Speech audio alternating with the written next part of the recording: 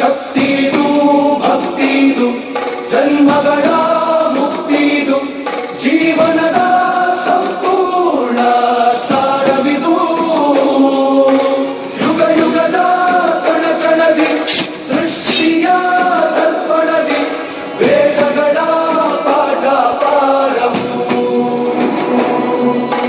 ಧರ್ಮದ ಚರಿತ್ರೆ ಇದು ದೇವರ ಭಾಷೆ ಇದು ಕಾಲಗಳ ಇತಿಹಾಸದ ಪ್ರಮಾಣವಿದು. ಒಂದು ಘಟನೆ ನೆನೆಸಿಕೊಂಡರೆ ನಮ್ಮ ಮನಸ್ಸು ಕಸಿವಿಸಿಗೊಳ್ಳುತ್ತದೆ. ಅದೇನೆಂದರೆ ಅದೇ ಕಾರ್ಗಿಲ್ ಯುದ್ಧ. ಕಾರ್ಗಿಲ್ ಯುದ್ಧದ ಬಗ್ಗೆ ಗೊತ್ತಿದೆ, ಆದರೆ ಆ ಯುದ್ಧ ನಡೆದದ್ದು ಯಾಕೆ? ಪಾಕ್ ಸೇನೆ ಕಾರ್ಗಿಲ್ ಪರ್ವತ ಶ್ರೇಣಿಗಳ ಮೇಲೆ ಬಂದು ಕುಳಿತುಕೊಂಡದ್ದು ಹೇಗೆ? ಇಷ್ಟಕ್ಕೂ ಕಾರ್ಗಿಲ್ ಯುದ್ಧ ನಡೆದಿದೆ ಎಂಬುದರ ಸಾಕ್ಷಿಗಳೇನು? ಇದು ಇಲ್ಲಿದೆ. Tiger hills. ಈ ಕಡಿದಾದ ಪರ್ವತ ಶ್ರೇಣಿಯ ಬಗ್ಗೆ ನಮಗೆ ಗೊತ್ತೇ ಇದೆ. ಈ ಕಣಿವೆ ಇದೆಯಲ್ಲ, ಇಲ್ಲೇ ಭಾರತ ಮತ್ತು ಪಾಕಿಸ್ತಾನದ ನಡುವೆ ವಾರ್ ಆಫ್ ಕಂಟ್ರೋಲ್ ಇರುವುದು. ಈ ಕಂಟ್ರೋಲ್ನಲ್ಲಿ ಸದಾಕಾಲ ಎರಡೂ ದೇಶದ ಸೈನಿಕರು ಕಾವಲು ಕಾಯುತ್ತಾ ಇರುತ್ತಾರೆ. ಯುದ್ಧದ ಸಮಯದಲ್ಲಿ ಮರೆಯಲಾಗದ ನೋವು. ಶಾಂತಿಯ ಸಮಯದಲ್ಲಿ ಜನರಿಗೆ ಬೆಂಬಲ ಕೊಡುವವರು ಯಾರಾದರೂ ಇದ್ದಾರೆ ಎಂದರೆ ಅದು ಸೈನಿಕ ಮಾತ್ರ. ನನಗೆ ಇವತ್ತಿಗೂ ಅರ್ಥವಾಗದ ವಿಷಯ ಎಂದರೆ ಆ ಯೋಧರಲ್ಲಿ ಅಂತಹ ಕಿಚ್ಚು ಎಲ್ಲಿಂದ ಹುಟ್ಟಿತು? ಶತ್ರುಗಳನ್ನು ತೊಡೆದು ಹಾಕುವ ಆ ಹುಮ್ಮಸ್ಸು, ಅದಕ್ಕಾಗಿ ತಮ್ಮ ಜೀವವನ್ನೇ ಪಣವಾಗಿಡುವ ಆ ಧೈರ್ಯ, ವಾಹ್! ಅದು ಎಲ್ಲರಿಗೂ ಸಾಧ್ಯವಾಗುವ ಮಾತೇ ಅಲ್ಲ.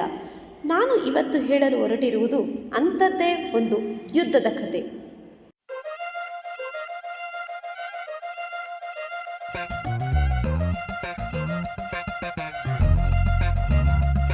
ರಣ ರಣ ರಣ ರಣ ಕಲಿಯೋ ಯುದ್ಧ ಭೂಮಿಯೇನೆ ಯುವ ಕಡೆಯೋ ಧಗ ಧಗ ಧಗ ಧಗ ಉರಿಯೋ ಸೂರ್ಯನ್ನೇ ಸುಡ ಉಸಿರೋ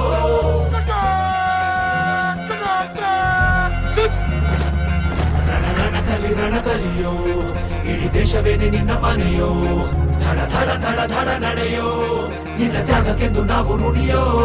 ಆ ಸಿಡಿಲು ಮಳೆಯೇ ಬಂದರು, ಸಾಗರವೇ ಉಕ್ಕಿ ಹರಿದರು, ಎದುರಾಳಿ ಎದುರಿಗೆ ನಿಲ್ತರು, ನೀ ಮುನ್ನುಗ್ಗಿ ದೇಶನ ಕಾಯುವೆ.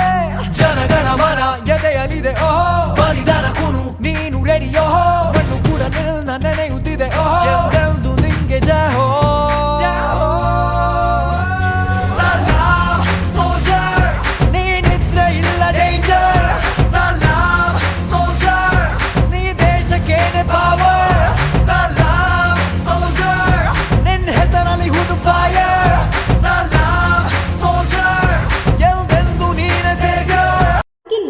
ಹಿಮಚ್ಛಾದಿತ ಪರ್ವತ ಶ್ರೇಣಿಗಳು ಹಾಗೂ ಕಣಿವೆಗಳಲ್ಲಿ ಚಳಿಗಾಲ ಎಂದರೆ ನರಕ ಸದೃಶ ಚಳಿ ಶುರುವಾಗುತ್ತದೆ. ಸರಿಸುಮಾರು -40°C ವರೆಗೆ ಇರುವ ಈ ವಾತಾವರಣದಲ್ಲಿ ಬದುಕೋದು ನಿಜಕ್ಕೂ ಕಷ್ಟನೇ. ಹೀಗಾಗಿ ಚಳಿಗಾಲದಲ್ಲಿ ಎರಡೂ ದೇಶಗಳು ತಮ್ಮ ಸೇನೆಯನ್ನು ಹಿಂದಕ್ಕೆ ಕರೆಸಿಕೊಂಡು ಮತ್ತೆ ಚಳಿ ಮುಗಿದ ನಂತರ ಸೇನೆಗೆ ಕಳುಹಿಸುವುದು ಭಾರತ ಮತ್ತು ಪಾಕ್ ನಡುವೆ ನಡೆದಿದ್ದ ಒಂದು ಒಪ್ಪಂದ. ಹೀಗೆ ಮಾಡುವುದರ ಮೂಲಕ ವಿನಾಕಾರಣ ಯೋಧರ ಸಾವು ನೋವು ತಪ್ಪಿಸುವ ಉದ್ದೇಶ ಎರಡೂ ದೇಶದ್ದಾಗಿತ್ತು. ಹೀಗಾಗಿ 1999ರಲ್ಲಿ ಕೂಡ ಎರಡೂ ದೇಶಗಳು ತಮ್ಮ ಸೇನೆಯನ್ನು ಹಿಂದಕ್ಕೆ ಕರೆಸಿಕೊಂಡಿದ್ದರು. ಆಗ ಭಾರತದ ಪ್ರಧಾನಿಯಾಗಿದ್ದ ಅಟಲ್ ಬಿಹಾರಿ ವಾಜಪೇಯಿ ಎರಡೂ ದೇಶಗಳ ನಡುವಿನ ದಶಕಗಳ ದ್ವೇಷಕ್ಕೆ ತಿಲಾಂಜಲಿ ಹಾಡಿ ಏಷ್ಯಾ ಖಂಡವನ್ನು ಶಾಂತಿಯ ಹೂದೋಟವಾಗಿಸುವ ಕನಸು ಕಂಡಿದ್ದರು. ಅದಕ್ಕಾಗಿ ಪಾಕಿಸ್ತಾನದ ಜೊತೆ ಸ್ನೇಹ ಹಸ್ತ ಚಾಚಿ ಎರಡೂ ದೇಶಗಳ ನಡುವೆ ಹೊಸ ಸಂಚಾರ ಶುರು ಮಾಡಿದರು. ಹಾಗೆ ಲಾಹೋರ್ಗೂ ಕೂಡ ಭೇಟಿ ಮಾಡಿದರು. ಎರಡೂ ದೇಶಗಳ ನಡುವೆ ವಿರುದ್ಧದ ವಾತಾವರಣವನ್ನು ಹೊರಹಾಕಿ ಅಭಿವೃದ್ಧಿಯ ಕಡೆಗೆ ಸಾಗಿಸುವುದು ವಾಜಪೇಯಿರವರ ಸಂಕಲ್ಪವಾಗಿತ್ತು. ಆದರೆ ತಾವು ಹಾವಿಗೆ ಹಾಲೆರೆಯುತ್ತಿದ್ದೇವೆ ಎಂಬುದು ಆ ಮಹಾನ್ ವ್ಯಕ್ತಿಗೆ ಅರ್ಥವಾಗಲೇ ಇಲ್ಲ. ಹೀಗೆ ವಾಜಪೇಯಿ ಲಾಹೋರಿಗೆ ಭೇಟಿ ಕೊಟ್ಟು ಪಾಕಿಗಳಿಗೆ ಶಾಂತಿಯ ಸಂದೇಶ ಸಾರಿ ಭಾರತಕ್ಕೆ ವಾಪಸ್ ಬರುತ್ತಿದ್ದ ಹಾಗೆ ಪಾಕಿಸ್ತಾನಿ ಪಡೆಗಳು ಸದ್ದಿಲ್ಲದೆ ಕಾರ್ಗಿಲ್ ಗುಡ್ಡಗಳನ್ನು ಏರುವುದಕ್ಕೆ ಶುರು ಮಾಡಿದರು. ಅವಧಿಗೆ ಮೊದಲೇ ಗಡಿಗೆ ನಿಯೋಜಿಸಲ್ಪಟ್ಟ ಪಾಕ್ ಸೇನೆ ಭಾರತೀಯ ಪೋಸ್ಟ್ಗಳನ್ನು ಆಕ್ರಮಿಸೋದಕ್ಕೆ ಶುರು ಮಾಡಿದರು.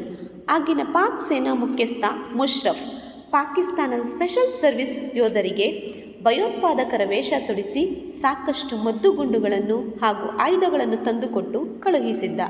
ಅಲ್ಲಿಗೆ ಸುಮಾರು 130 ಬಂದರುಗಳಲ್ಲಿ ಪಾಕ್ ಸೇನೆ ಅಡಗಿ ಕುಳಿತಿತ್ತು.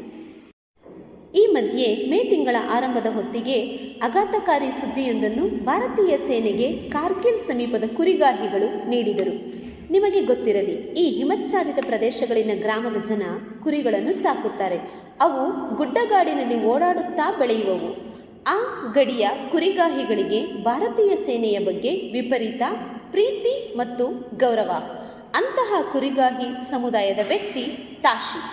ಅಂದು ಕುರಿ ಕಾಯಲು ಹೋಗಿದ್ದ ತಾಶಿಗೆ ಕಾರ್ಗಿಲ್ನ ಯಾರೂ ಓಡಾಡದ ಪ್ರದೇಶಗಳಲ್ಲಿ ಮನುಷ್ಯನ ಸಂಚಾರ ಅಸುಕುಮುಸುಕಾಗಿ ಕಾಣಿಸುತ್ತಿತ್ತು. ಅಷ್ಟೇ, ಅವನು ತಡ ಮಾಡದೆ ಈ ವಿಚಾರವನ್ನು ಭಾರತೀಯ ಸೈನಿಕರಿಗೆ ತಲುಪಿಸಿಯೇ ಬಿಟ್ಟ. ಅಲ್ಲಿ ಬಜರಂಗ್ ಹೆಸರಿನ ಸೇನಾ ಪೋಸ್ಟ್ಗಳಲ್ಲಿ ಅನುಮಾನಾಸ್ಪದವಾಗಿ ಯಾರೋ ಸುಳಿದಾಡುತ್ತಿದ್ದಾರೆ ಎಂಬ ಮಾಹಿತಿ ಪಡೆದ ಕೂಡಲೇ ಅದನ್ನು ಖಚಿತಪಡಿಸಿಕೊಳ್ಳಲು ಅಧಿಕಾರಿಗಳು ಭಾರತೀಯ ಸೈನಿಕರನ್ನು ಗಸ್ತಿಗೆ ಕಳುಹಿಸಿದರು. ಅಲ್ಲಿಗೆ ಹೋಗಲು ಅಧಿಕಾರವನ್ನು ವಹಿಸಿದ್ದು ಕ್ಯಾಪ್ಟನ್ ಸೌರವ್ ಕಲಿ ಮತ್ತು ಸಂಗಡಿಗರು.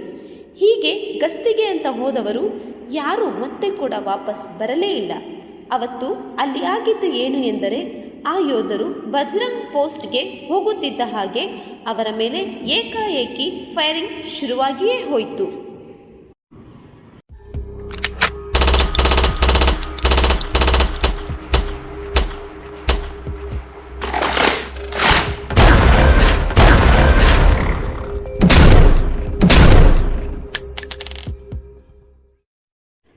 ಶತ್ರುಗಳು ನಮ್ಮ ಯೋಧರಿಗೆ ಯಾವ ರೀತಿ ಚಿತ್ರಹಿಂಸೆ ಕೊಟ್ಟಿದ್ದರು ಎಂದರೆ, ಅವರ ತಲೆಯನ್ನು ದೇಹದಿಂದ ಬೇರ್ಪಡಿಸಲಾಗಿತ್ತು.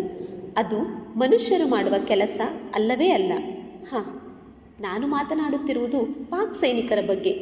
ಆ ಮತಾಂಧರಿಗೆ ಮನುಷ್ಯತ್ವ ಎಂಬುದು ಹೇಗಿರುತ್ತದೆ ಹೇಳಿ? ಕಾರ್ಗಿಲ್ ಗಡಿಯಲ್ಲಿ ಶತ್ರುಗಳ ಪೈಶಾಚಿಕ ಕೃತ್ಯಕ್ಕೆ ಬಲಿಯಾಗಿದ್ದು ಕ್ಯಾಪ್ಟನ್ ಸೌರವ್ ಕಲಿ ಮತ್ತು ಇತರ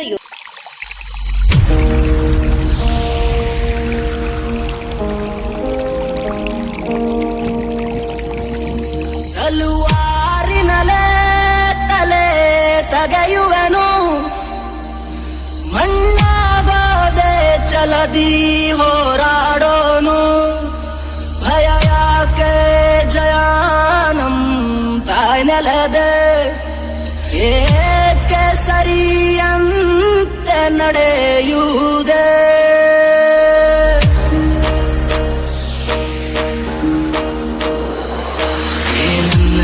ಹೇ ನನ್ನ ಜಲ ನನ್ನಮ್ಮನಿಯಂದಿಗೂ ನಗುತ್ತೀನಿ, ನನ್ನ ಕುರಿತು ನೀ ಕ್ಷಣ ಚಿಂತಿಸಬೇಡ, ವಾಪಸ್ ಬಂದೇ ಬರ್ತೀನಿ.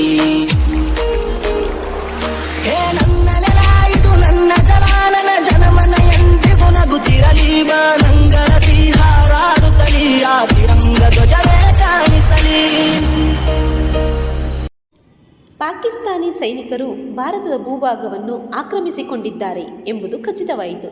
ಇದಕ್ಕೆ ಪ್ರಧಾನಿ ವಾಜಪೇಯಿ ಉತ್ತರ ಕೊಡಲು ಸಿದ್ಧರಾದರು. ಆಗ ಶುರುವಾಗಿದೆ ಆಪರೇಷನ್ ವಿಜಯ್.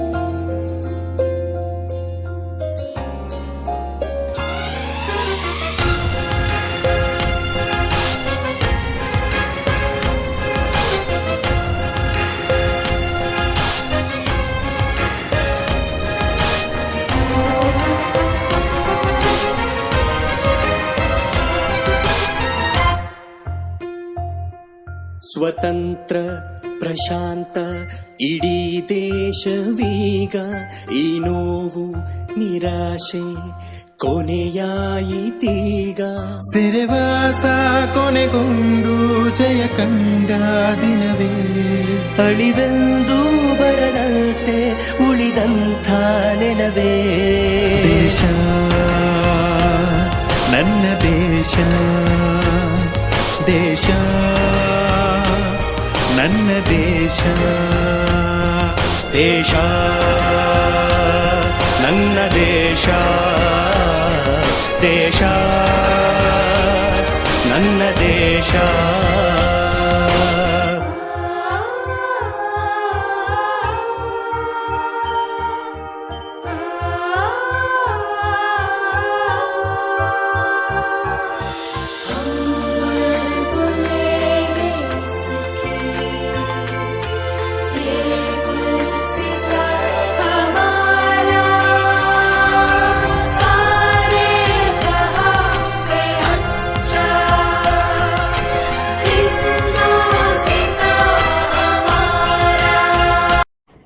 ಮೋಸಗಾರ ಮತಾಂಧ ಪಾಕ್ ಸೈನಿಕರಿಗೆ ಭಾರತ ಸರಿಯಾದ ಪಾಠ ಕಲಿಸಿತು. ಭಾರತೀಯ ಸೈನಿಕರು ತಮ್ಮ ಶೌರ್ಯ ಸಾಹಸ ಮೆರೆದು ಭಾರತಾಂಬೆಯ ನೆಚ್ಚಿನ ಮಕ್ಕಳು